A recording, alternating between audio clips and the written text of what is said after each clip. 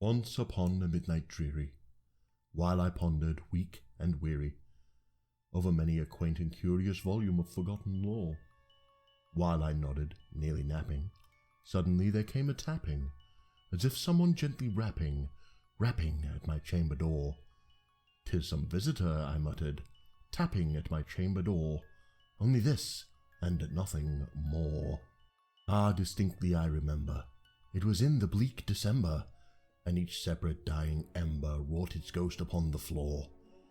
Eagerly I wished the morrow, vainly I had sought to borrow from my book surcease of sorrow for the lost Lenore, for the rare and radiant maiden whom the angels name Lenore, nameless here for evermore. And the silken, sad, uncertain rustling of each purple curtain thrilled me, filled me with fantastic terrors never felt before, so that now to still the beating of my heart I stood repeating, "'Tis some visitor entreating entrance at my chamber door. Some late visitor entreating entrance at my chamber door. This is it, and nothing more." Presently my soul grew stronger, hesitating then no longer. "Sir," said I, "or madam, truly your forgiveness I implore, but the fact is I was napping, and so gently came your rapping, and so faintly you came tapping at my chamber door, that I scarce was sure I heard you. Here I opened wide the door, darkness there, and nothing more."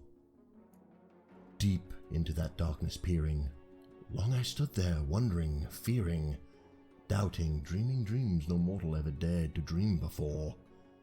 But the silence was unbroken, and the stillness gave no token, and the only word there spoken was the whispered word, "Lenore."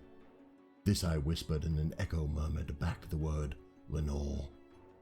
Merely this, and nothing more. Back into my chamber turning, all my soul within me burning, soon again I heard a tapping, somewhat louder than before. "Truly," said I, "surely that is something at my window lattice. Let me see then what thereat is, and this mystery explore. Let my heart be still a moment and this mystery explore. 'Tis the wind, and nothing more." Open here I flung the shutter, when with many a flirt and flutter, in there stepped a stately raven of the saintly days of yore.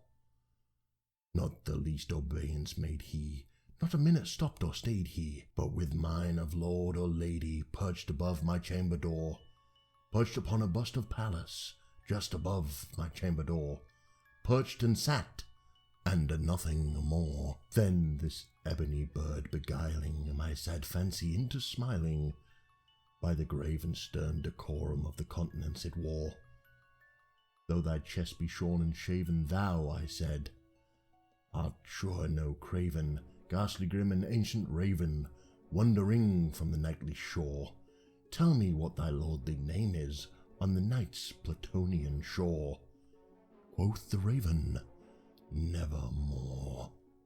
Much I marvelled this ungainly fowl to hear discourse so plainly, though its answer little meaning, little relevancy bore, for we cannot help agreeing that no living human being ever yet was blessed with seeing bird above his chamber door, bird or beast upon the sculptured bust above his chamber door, with such a name as Nevermore.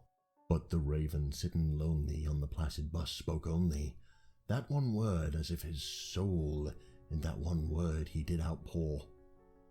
Nothing further than he uttered, not a feather then he fluttered, till scarcely more than muttered, "Other friends have flown before, on the morrow he will leave me, as my hopes have flown before." Then the bird said, "Nevermore." Startled at the stillness broken by reply so aptly spoken, "Doubtless," said I, "when it utters is its only stock and store, caught from some unhappy master, whom unmerciful disaster followed fast and followed faster, till his songs one burden bore, till the dirges of his hope that melancholy bore, of never, nevermore." But the raven still beguiling all my fancy into smiling, Straight I wheeled a cushioned seat in front of bird and bust and door.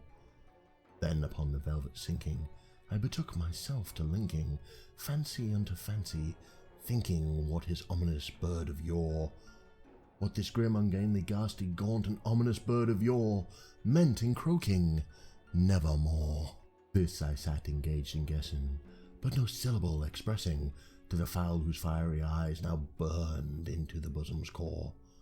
This and more I sat divining, with my head at ease reclining on the cushion's velvet lining that the damp light gloated o'er.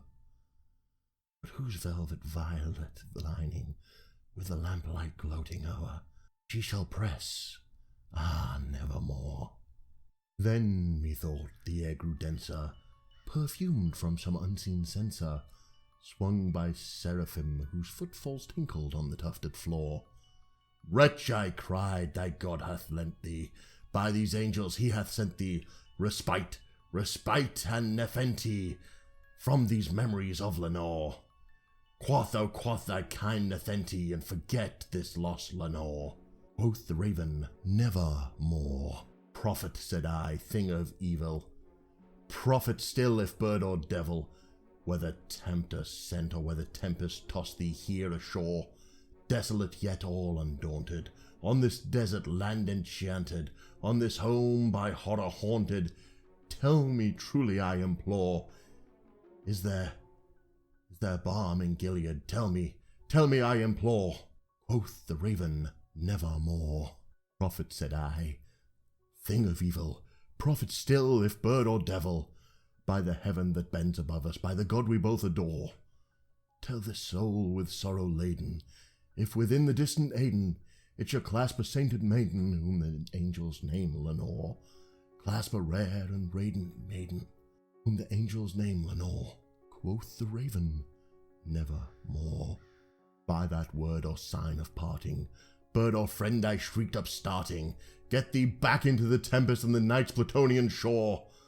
Leave no black plume as a token of that lie that soul hath spoken. Leave my loneliness unbroken. Quit the bust above my door. Take thy beak from out my heart, and take thy form from off my door. Quoth the raven, nevermore. And the raven, never flitting, still is sitting on the pallid bust of Pallas just above my chamber door, and his eyes of all the seeming of a demon's that is dreaming, and the lamplight o'er him is streaming throws a shadow on the floor, and my soul from out that shadow lies floating on the floor, shall be lifted never more.